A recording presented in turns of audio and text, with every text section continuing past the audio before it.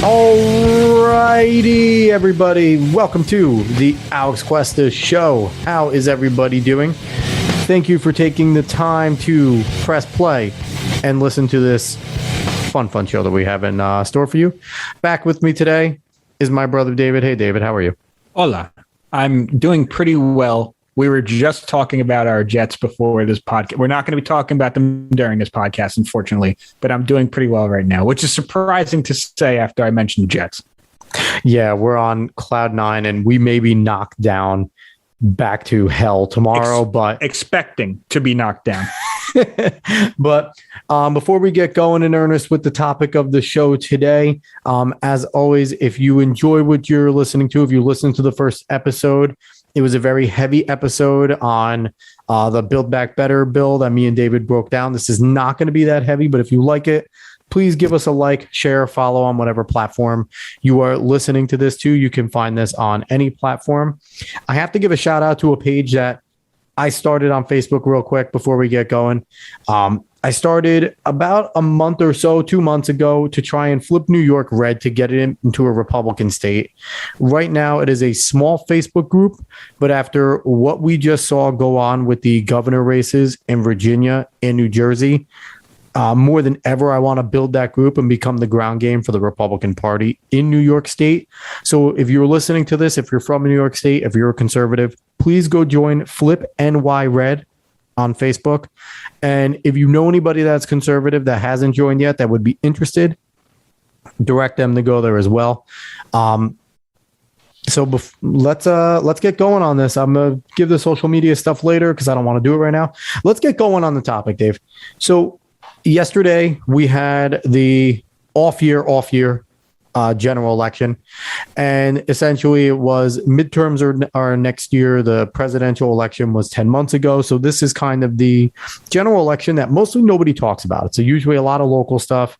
There's a few governor races that we normally don't put as much stake into. There's some states that we put some stake into, but this year was a big one. The Virginia governor race was talked about a lot in the national media. But the New Jersey race, everyone wrote off. Everyone thought that Phil Murphy was going to steamroll Jack Ciattarelli.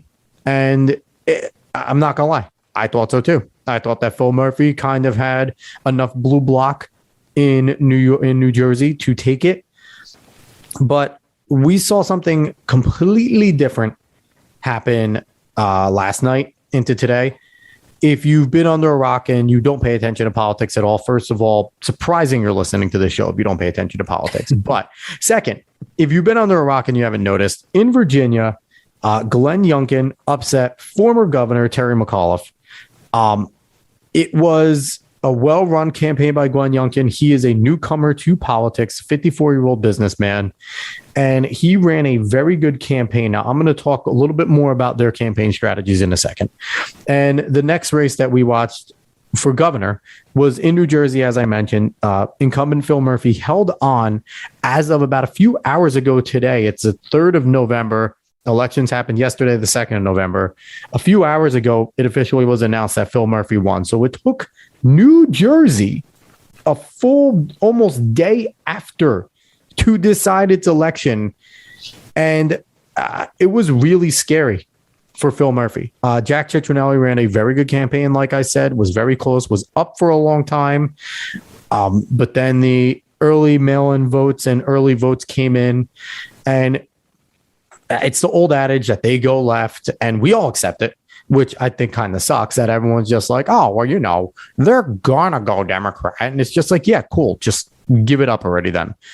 But that's what happened. It's not disputed. This isn't going to be an election. I don't know. The margin, I think, is too big for Jack to kind of want to call for any sort of a recount thing. He's perfectly within his rights for litigation, but I don't think he's going to. I don't think Terry McAuliffe is going to yet. I don't think he's officially conceded McAuliffe, but I don't believe he's going to seek any sort of litigation, even though, again, it's within both of their candidates' rights if they want to litigate this. They were close races.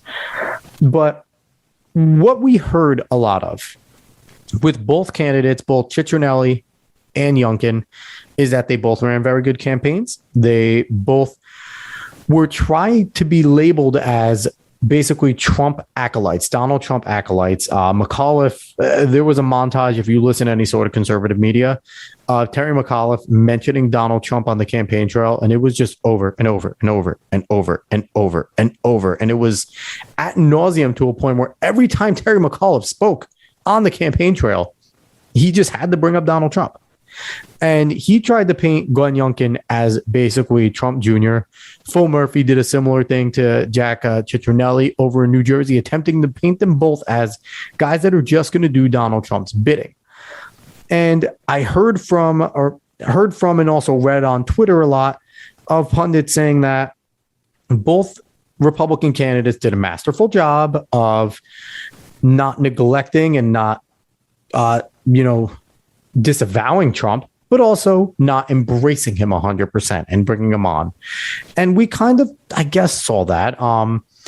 Trump only gave a written endorsement, a verbal endorsement to Glenn Youngkin, but never truly rallied for him. He didn't rally for Jack Ciattarelli. I'm pretty sure he just said he's a good candidate as well. But I think everyone is sort of getting what is going on wrong. A lot of people are saying this is the blueprint if you're a Republican. You need to not disavow Trump because you want his supporters, but you also don't want to bring him too close because you don't want to get the detractors to run away. And Dave, from what I'm seeing with what went on with both candidates, it's not necessarily that they didn't bring Trump along and that's what helped them. It's what Trump has done over the last now 5 years. 6 years, maybe even going back to 2014 when he started some of his appearances on Fox News. He's made it okay to be a conservative in blue states. He's made it popular in a lot of areas to be a conservative in blue states when I know me growing up with our father has always been an outspoken man. He's never shied away from anything. He's been an outspoken conservative his whole life and he hasn't cared, but it's not easy. We both grew up in New Jersey. I'm in New York. You're in Virginia now. And being an outspoken conservative was very taboo for a good amount of our lives. When George Bush was president, it was still, oh, you like George Bush? Oh, he's he's just killing people over in wars and No Child Left Behind, which I hated. But overall, it was just such a bad thing. You were a bad person if you were an open conservative in the Northeast, and you got ridiculed. And it wasn't just from the level of friends. And a lot of people, if you were an open conservative, people wouldn't admit it with you. You wouldn't have friends coming up with you saying, yeah, fuck off. I'm conservative too. He's right. No, you'd have people sitting there letting you get the ridicule and then later going like, hey man, I actually agree with you. And it's always like, it was an annoying time. David, you're 8 years younger, so I think you kind of got a little more of a shift. You were, I think, more aware during the Obama time where the division was really starting to rise up because the narrative of if you're against Obama, you're automatically a racist really started. And that just pissed everybody off that wasn't for Obama. And a lot of level-headed people that heard this was like, wait a second. If we don't like Obama's healthcare plan, it doesn't mean we're racist. So I feel like that's when some fervor started to rise up. But then again, Republicans have always shied away from labels. We never wanted to be labeled racist. We never wanted to be labeled sexist, xenophobe. Any of these things that Democrats use as a strategy to try and paint all Republicans in these lights. And every time that happened to a Republican, whether it was private on a big stage, all of a sudden they could be on the offensive and then defensive time. It happened to Mitt Romney against Barack Obama. John McCain allowed it to happen to him. Both of those candidates weren't great candidates, but they both were on the offensive at some points. And then all of a sudden they got painted into a corner because names started to get thrown at them that were typically thrown at Republicans. Dave, I'm going to bring you in for a second. Just your experience growing up. Now, you've gotten more political, I want to say over the last, maybe right around Trump, maybe a little bit before 2016 during Trump. So that is when you really started to pay attention to it. So maybe from the outside looking in, growing up with me and Dad, and even to our sister Christina to an extent, who was political, but not conservative like father and I, but she was always been political. Growing up and just seeing things, what did you see from the outside? Because kind of me and Dad never shied away. I was a conservative when I was young. I listened to Rush Limbaugh with him and all that, and I was never ashamed of it. What did you see from the outside and people's reactions when we spoke and things like that? Yeah, so I was never political until 2016. And honestly, it wasn't even like the election itself. I actually had a class basically watching the election and writing about it. So that whole class and everything made me much more political and made me much more interested in just everything about it.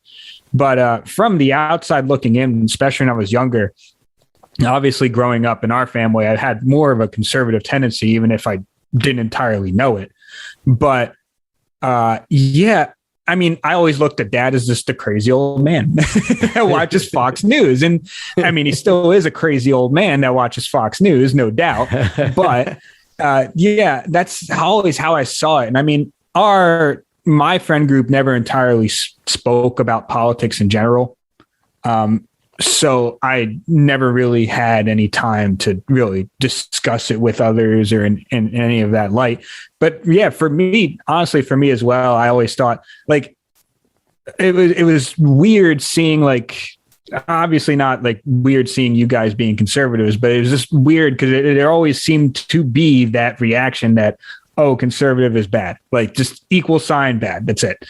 Or Republican equal sign bad, or at least bad for poor people or bad for minority or something like that. That's what it always seemed like. At least the narrative was that too. Like, and obviously knowing you guys, I didn't believe that because you guys are not that. So at least to me, you're not that. Maybe to someone else you might be, but to me, you're not. So there's no reason for me to believe that, but that also didn't mean that there was no reason for me to believe it for other people, like politicians. So, yeah, it was just a weird thing to grow up in, maybe, because it was, like I said, never entirely thinking about it. So obviously I didn't cower away because, people are picking on me for being slightly conservative or in a traditional fan. No, that didn't happen. But it was just, it was always kind of a thing in the back of my mind that conservative equals not great. And I mean, from you guys, liberal either equals crazy or maybe good intentions mixed with bad results. Like that was... That was kind of just the way it was thought of for me. And honestly, I didn't really think anyone was that great. Yeah. You know, coming from a kid like me, a guy like me who in college used the term feminazi in my history class. And, you know, fun fact, I actually had that professor on the median and interviewed him, and we still have a good relationship to this day. But that's just, you know, and that's... So you from the outside looking in, again, you got that impression, just not even being a political person, that, you know, it was bad to be a Republican. It was bad stigma. And that's what we always saw on the national stage. George Bush had a little bit of a backbone, and which is why he got elected and why he got elected in the way he did. And he got a second election. But you have guys like Romney and McCain who don't have a backbone. And they didn't. And when they got some pushback, and when Romney got called a 1%er and a bigot and a racist because of it, he cowered. When John McCain was basically told, you're being too mean, he took a step back. Like, it was the most ridiculous things that you would see. And especially, you know, you have people like the Lincoln Project and the Bulwark now, and a lot of these rhino Republicans that made so much money off of conservatives and people that had conservative values and small government values and First Amendment, Second Amendment, Bill of Rights, protectionist values, not even protectionist, but just protecting of what the Constitution says. And now they've gone on and they're on this tirade against Trump. And I see so many things that they say, and it's like, wait a second. You're mad because you don't like the guy? Or you don't like the policies that he tried to implement? Which one? Because if it's the policies, then you're not conservative. That's just the bottom line. Trump is not the most conservative person. Newsflash to everyone, and even Trump supporters. You're not very conservative either if you agree with everything he says. Because Trump is a Clinton Kennedy Democrat. He's a New York City Democrat that was very much on the Clinton style, John F. Kennedy style. And that has now morphed into, if you are a Kennedy Democrat, you are 100% in the Republican Party right now, because you still believe in the Constitution and liberty and individualism. Now, I disagree with that. Because you're actually an alt-right bigot. Depending on the publication you are. That's not even a joke. That's dead serious. I could probably give you examples of that. So pull some up and let's find out and see. Can you pull some up? I want to see if you can find something on that, because that's just hilarious that if anyone calls a JFK Democrat that has now become a Republican a bigot, that's fantastic. And just a quick historical perspective here. Let's look at the two most influential Republicans over the last 50 years. Who have they been? Both of them have been former Democrats turned Republicans because Democrats have went insane on them. Ronald Reagan is basically the prototype Republican that we look towards forever. Reaganomics is something that so many people have talked about on the right. And he was an actor in California and a Democrat until he saw a bunch of communistic aspects of it and was like, you guys are insane, and became a Republican. And Trump is in a similar manner. Yes, he's a businessman. Yes, he did, some things maybe that people don't like, but he was a Democrat. He donated to Democrats. He was at Hillary's daughter's, I think it was her wedding or something. Did he go to Chelsea's wedding? He went to something like that. He's not your staunch conservative. And there are things that I disagree with him about, but what he did and what he continues to do is he makes it okay to be conservative. It is okay now to be conservative. And let's go back to the campaigns real quick. The only thing Youngkin and Ciattarelli did is they ran good conservative campaigns.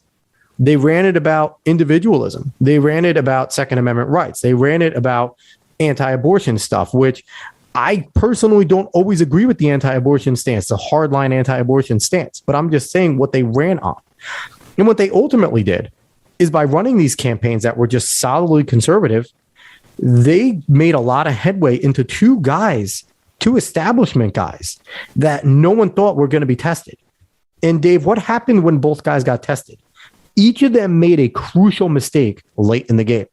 Phil Murphy, with his comment on taxes during the debate, saying, well, you don't like high taxes, this ain't the state for you. And what happened there? Ciattarelli pounced. And that became the rest of his campaign. And he rode that into a almost governorship, which is a lot closer than anyone would have liked. And then you look at the Virginia race and you look at Terry McAuliffe. McAuliffe's comment that parents don't have a right to know what goes on in their kid's school. Don't have a right to help decide what their kids should and shouldn't read. And right then from there, that was Youngkin's chance to pile on. And he made a big deal about schools and school choice. And ultimately, those are two things that resonated big time. And it got the result that a lot of people on the right wanted, with Youngkin winning.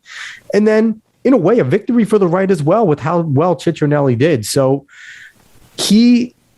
both of those guys are benefactors of Donald Trump being so brash and so openly Republican and not caring and pushing back and saying, I'm not the racist. You guys are the racist.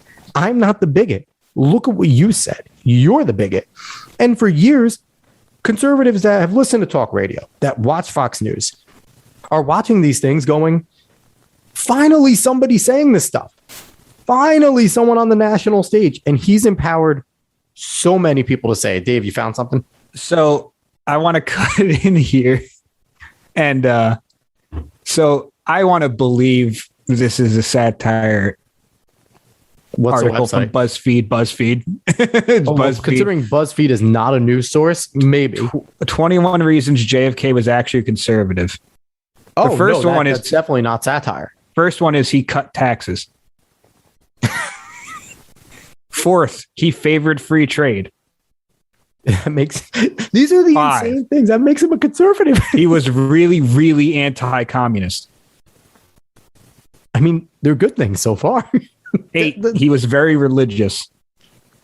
Hold on. I don't agree with that. He was not. If you know about his White House and his sexcapades, that is not a religious man.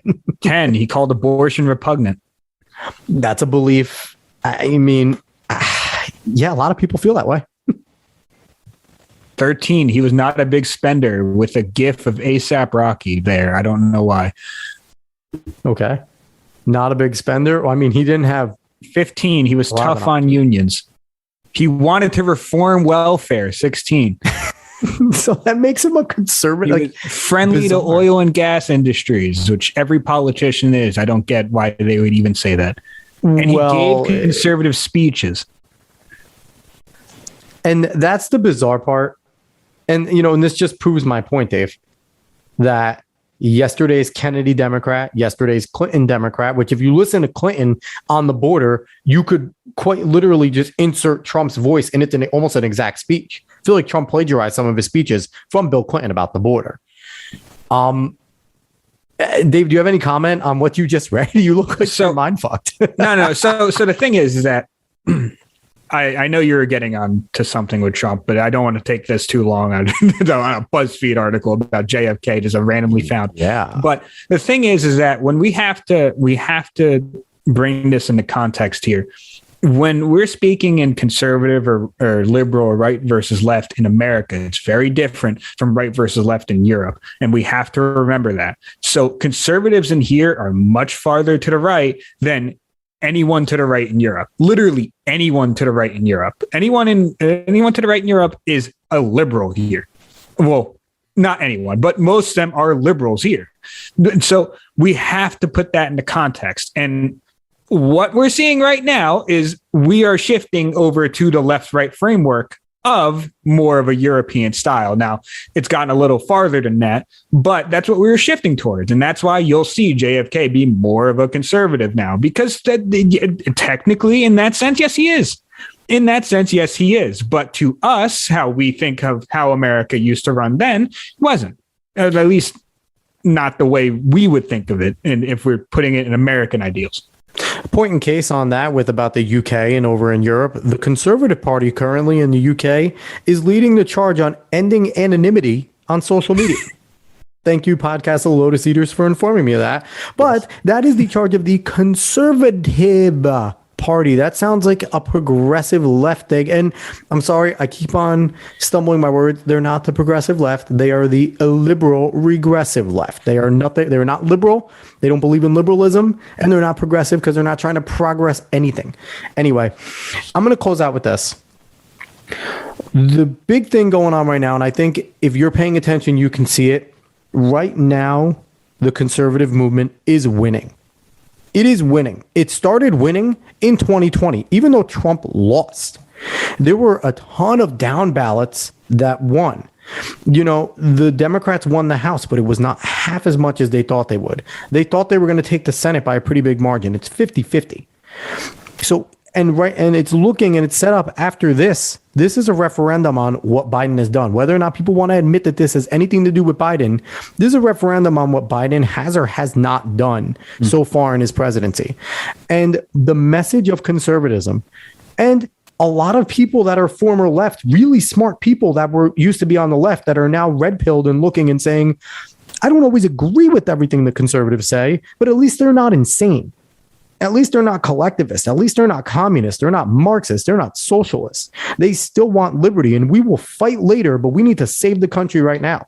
That is essentially what's going on. There are center-left people that are looking at it going, I need to make a coalition with the person that I never agreed with in my life because at least they still want freedom and they believe in freedom like I do. And right now, this coalition that people don't realize maybe that's going on. And Dave, me and you, we both like James Lindsay. We both like Tim Pool.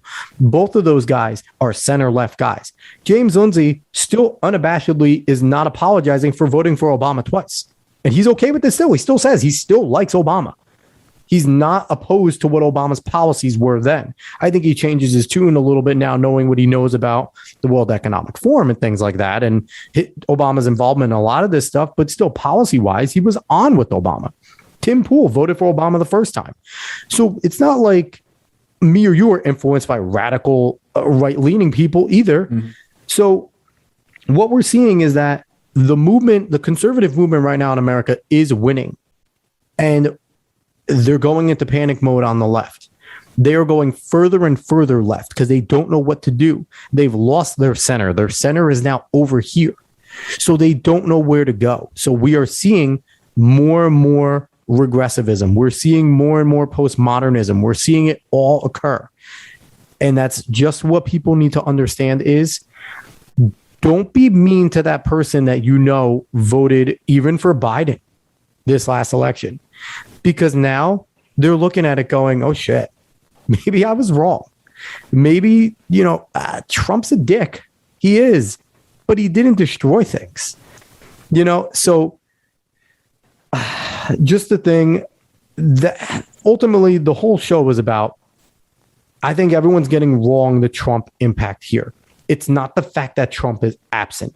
Yes, that is a factor that he wasn't very big and in your face, but it was the fact that Trump made this candidacy of Youngkin and Ciattarelli possible to be as successful as it is because people in blue states, Virginia is now a blue state, New Jersey is a very blue state, people in blue states that are conservatives in blue areas are okay with saying, no, I don't believe in that. I'm voting for Glenn Youngkin.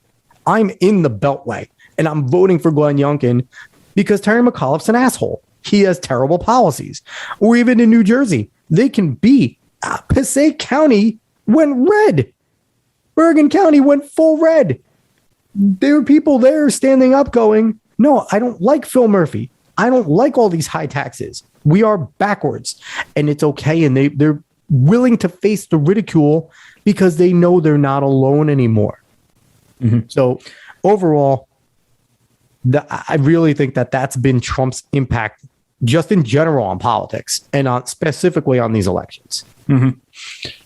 A couple things, just like you said, and I mean, another part I would say of Trump's impact is that no matter what you want to say about what Biden did or didn't do or how he can affect or cannot affect this, when people look at their gas prices and they see what they're spending, they're not going to vote for the party that is in charge right now. That's just not going to happen a lot of the times. No matter, it could have been Trump in right now. If that gas is that high, there is no Republican that's winning in some Republican strongholds because they're not going to vote for that.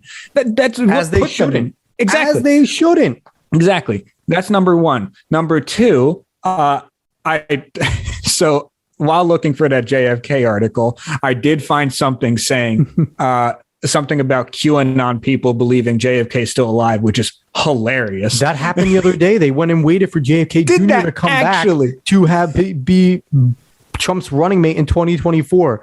Jesus Christ. We're going to go on this show right now. We disavow QAnon. They're a bunch of 100%.